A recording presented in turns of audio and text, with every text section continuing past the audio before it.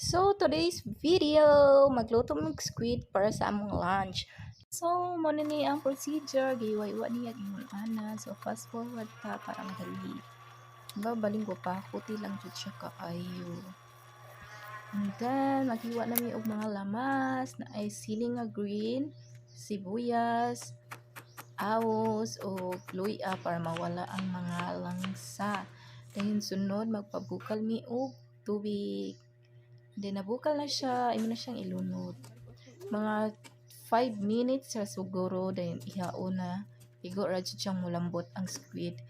Dayon human, i-drain ang water, dayon. So mo to, na-drain na siya, oh.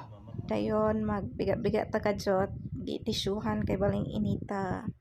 So while gapaabot nga mainit ning mantika, so muna mo to siya gibuhat.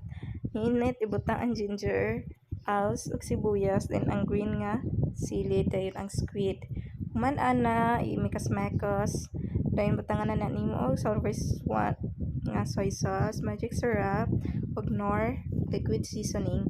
Dayon asin, dili siya kabot 1 tablespoon of salt. Dayon imikas-mekas. Human ana butangan na nimo siya og tubig nga gamay, dayon suka, pero ganan kag naay sabaw ang squid, pwede siya nimo butangan og daghan nga water. And then mekas-mekas ang person.